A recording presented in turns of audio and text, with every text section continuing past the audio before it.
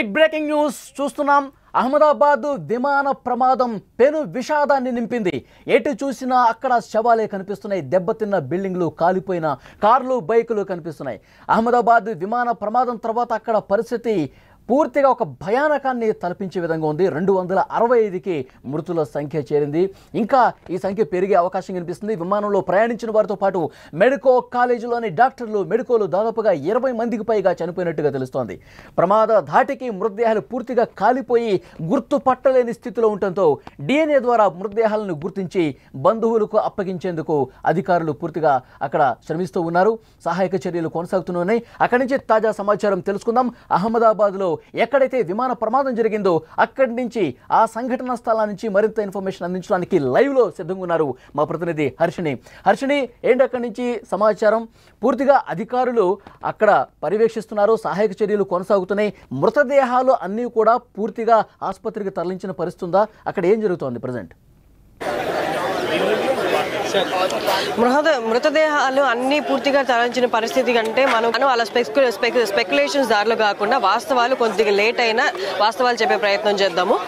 మీరు అడిగిన ప్రశ్నకి మృతదేహాలు యాక్చువల్లీ మనకు కనిపిస్తున్నవి, ఇంతకుముందు మీరు ఫుటేజ్ కూడా చూడగలిగితే 4 అయితే కనిపిస్తున్నాయి. చాలా గుర్తుపట్టలేని పరిస్థితుల్లో ముద్ద అయిపోయినవి కొన్ని.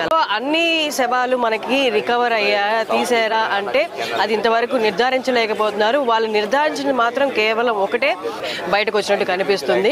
నిన్నైతే మనకి దగ్గరగా ఏ అయితే బిల్డింగుల మీద పడ్డాయో అక్కడ వరకు మనల్ని అనుమతించిన పరిస్థితి కనిపించింది నిన్న నైట్ వరకు. కానీ ఇప్పుడు ఇవాళ మోదీ గారు వస్తున్నారు అందువలన బ్యారికేడ్స్ కొంచెం ముందుకు పెట్టేశారు. మీడియాను కూడా లోపలికి ఎలవ్ చేయనివ్వట్లేదు.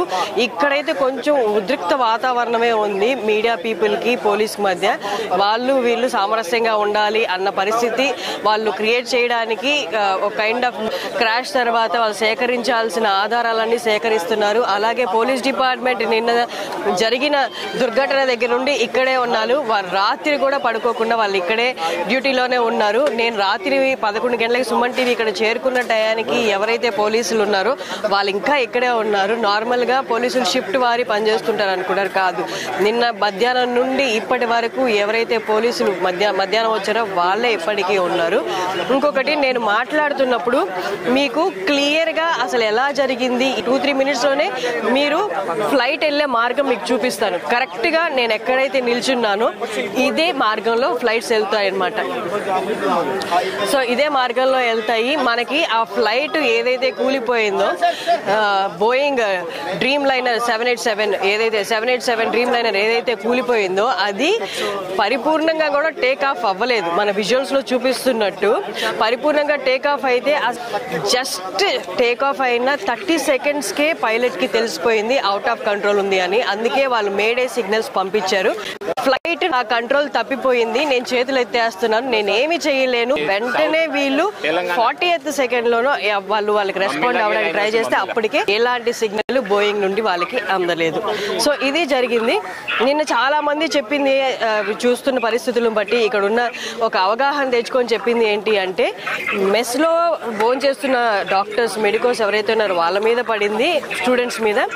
అలాగే పక్కనున్న బిల్డింగ్స్ ఏవైతే ఉన్నాయో అవి కూడా బాగా కాలిపోయి అందులో కూడా స్టూడెంట్స్ ఉండుంటారు అన్న ఊహాగానాలున్నాయి.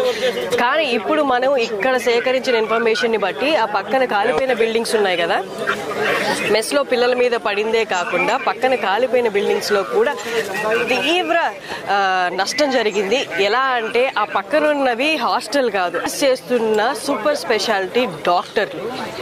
ఒకసారి ఆలోచించండి, ఆల్రెడీ ప్రాక్టీస్ చేస్తున్న డాక్టర్లు, ఎన్నో వేల మంది ప్రాణాలు కాపాడాల్సిన డాక్టర్ల క్వార్టర్స్ అది.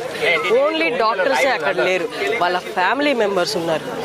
సో నైట్ డాక్టర్స్ లేదా నేను హాస్పిటల్ దగ్గరికి, సివిల్ హాస్పిటల్ దగ్గరికి వెళ్ళినప్పుడు అక్కడ సేకరించిన ఇన్ఫర్మేషన్ ప్రకారం 60 నుండి 70 మంది అంటే డాక్టర్స్ ఫ్యామిలీస్, వాళ్ళతో ఉన్న మెయిడ్లు, వీళ్ళందరూ కలిపి 60 నుండి 70 వరకు, చాలా 60 నుండి 70 మంది వరకు గాయాలు పడిన వాళ్ళు ఉన్నారు. అందులో చనిపోయిన వాళ్ళు కూడా ఉన్నారు. వాళ్ళు అఫీషియల్ గా ఇంకా రిలీజ్ చేయలేదు కాబట్టి ఉన్న ఇన్ఫర్మేషన్ ప్రకారం మేడం ఖచ్చితంగా 50 to 60 మెంబర్స్ ఇంక్లూడింగ్ డాక్టర్స్ ఆ పక్కన ఉన్నాయి కదా, అవన్నీ క్వార్టర్స్ అన్నమాట. నల్లగా మారిపోయి ఉన్నాయి చూడండి. హర్షిని, మళ్ళొకసారి మిమ్మల్ని కాంటాక్ట్ చేసే ప్రయత్నం చేస్తాం. కొంత సాంకేతిక సమస్య ఉంది, సిగ్నల్ ఇష్యూ ఉంది. మళ్ళొకసారి మీతో నేను మాట్లాడతాను.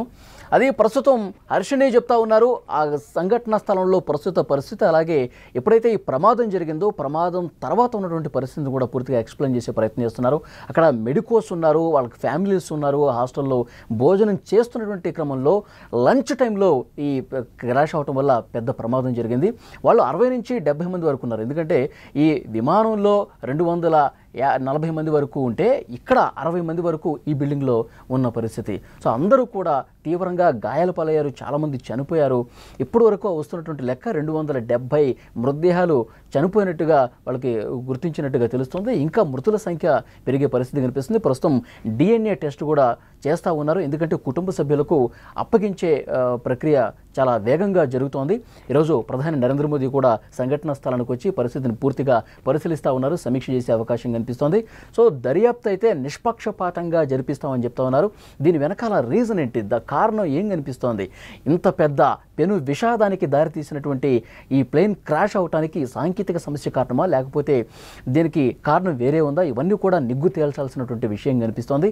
ఎందుకంటే పైలట్ కూడా చాలా సీనియర్ పైలట్, 8,000 కిలోమీటర్లకు పైగా నడిపినటువంటి అనుభవం, గంటలు నడిపినటువంటి అనుభవం ఉంది.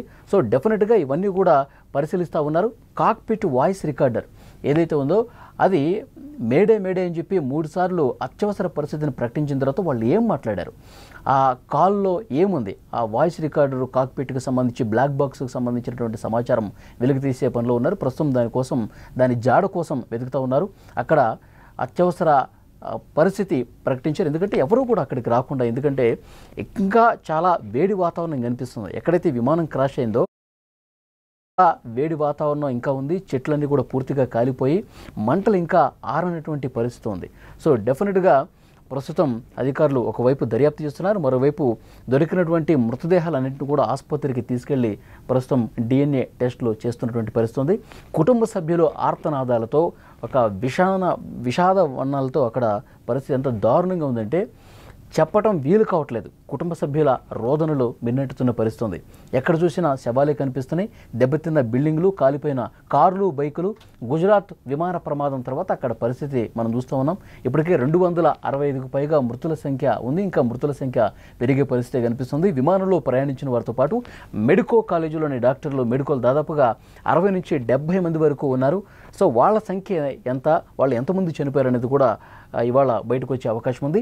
ఈ ప్రమాదం ధాటికి మృతదేహాలు పూర్తిగా కాలిపోయి గుర్తుపట్టలేని స్థితిలో ఉండటంతో DNA ద్వారా మృతదేహాలు గుర్తించి బంధువులకు అప్పగించే ప్రయత్నాలు ముమ్మరంగా జరుగుతోంది.